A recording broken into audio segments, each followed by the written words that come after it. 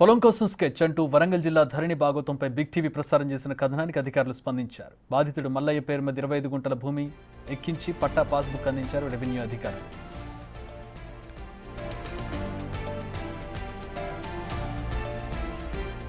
పర్వతగిరి మండలం వడ్లకొండకు చెందిన మల్లయ్యకు ఎకరం 25 గుంటల వ్యవసాయ భూమి ఉండగా తన పేరు మీద డెత్ సర్టిఫికెట్ సమర్పించి తన బంధువు ఆ భూమిని రిజిస్ట్రేషన్ చేసుకున్నాడు.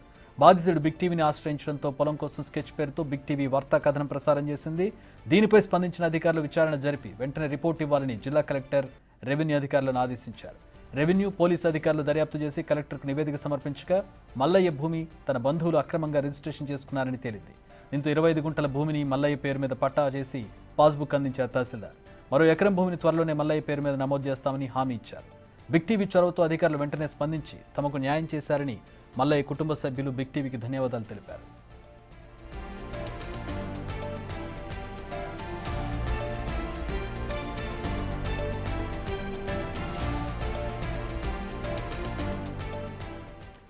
పూర్తి వివరాలు మా ప్రతినిధి వేణు అందిస్తారు. వేణు, నిజంగా ఒక సంతోషకరమైనటువంటి సందర్భం ఇది. ఎందుకంటే లీగల్ ఇష్యూస్, ఇట్లాంటి ల్యాండ్ ఇష్యూస్ కోర్టులకు వెళితే ఎన్నేళ్ళు పడుతుందనే తెలుసు. అసలు మనుషులు ఉంటారా లేదా, తర్వాత వాళ్ళ వారసులకైనా అది అందుతుందా లేదా తెలియనటువంటి పరిస్థితులు చాలా చూసాం మనం.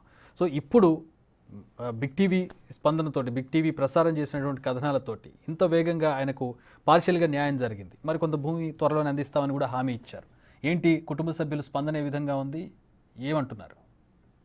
అంటే వాస్తవానికి రుణమాఫీ 1,50,000 పైగా రుణమాఫీ కావాల్సింది, అది కూడా కాలేదు. దాంతో పాటుగా బ్యాంక్ అధికారులు కూడా వెంటనే రుణమాఫీ చెల్లించాలంటూ కూడా ఇబ్బందులు పెడుతున్నారు. ఈ క్రమంలో అసలు తనకు రుణమాఫీ ఎందుకు కాలేదు అంటూ మళ్ళీ బ్యాంకు వెళ్లి సంప్రదించగా అసలు తన పేరు మీద భూమి లేదని చెప్పడంతో తిరిగి వెళ్ళి కలవగా అసలు భూమి తన పేరు నుంచి వేరే ఎవరి పేరుకి మారిందని చెప్పారు. ఈ సందర్భంలో తను ఏం చేయాలి, తను అడగాలని కూడా అర్థం కాని పరిస్థితి. సో తనకు సంబంధించిన పేరుతో డెత్ సర్టిఫికేట్ పెట్టి తన దగ్గర బంధువులే రిజిస్ట్రేషన్ చేసుకోవడంతో తాను మనకు కూడా ఆశిస్తుంది. మనం కూడా పొలం కోసం స్కెచ్ కథనం వేసిన తర్వాత కలెక్టర్తో దృష్టికి తీసుకెళ్లి ఇట్లా ధరణి భాగవతాలు ఈ విధంగా జరుగుతున్నాయని చెప్పడంతో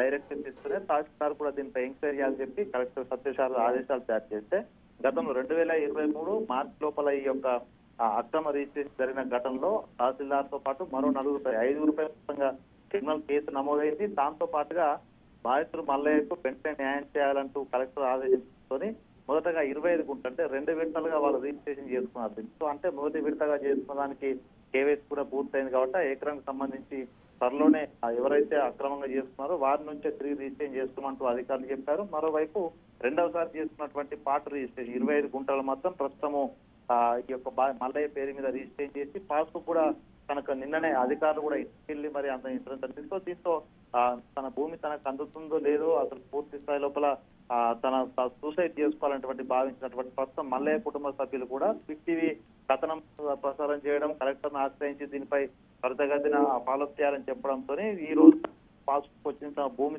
తిరిగి వచ్చినట్టు సంతోషం వ్యక్తం చేస్తూనే బిగ్ టీవీకి ధన్యవాదాలు కూడా తెలిపారు. మరో ఎకరం భూమి కూడా త్వరలోనే చేస్తామంటూ అధికారులే హామీ ఇచ్చారు. ఏదేమైనా కూడా అంటే తమకు ఆత్మహత్య శరణ్యమో తమ జీవనోపాధి పోయింది, తమకున్న భూమి పోయింది, తిరిగి 1,50,000 అప్పు మిగిలింది బ్యాంకు లోపల. ఈ పరిస్థితి లోపల ఏం చేయాలో తేలిన అగమ్య కూర్చే పరిస్థితి మల్లయ్య కుటుంబం ఈ రోజున సంతోషంగా ఉండడానికి కారణం కూడా ఒక బిగ్ టీవీ ప్రసారం చేసిన కథనమే ఒక ప్రధాన కారణంగా అటు గ్రామస్తులు కూడా పూర్తిగా బిగ్ టీవీ కథనాలకు పూర్తిగా ధన్యవాదాలు పరిస్థితి ఉంది. సో ఇట్లా అంటే ధరణికి సంబంధించి అక్రమంగా రిజిస్టర్ చేస్తున్న వ్యక్తులందరిపై కూడా ఇట్లాగే చర్యలు తీసుకుంటే దాదాపు రూరల్ ఏరియా లోపల అన్యాక్రాంత భూములన్నీ కూడా మనకు తిరిగి పెంచేటువంటి డిమాండ్ కూడా గ్రామస్తుల నుంచి అయితే వెలువడుతూ ఉంది. All right, thanks for the updates Venu.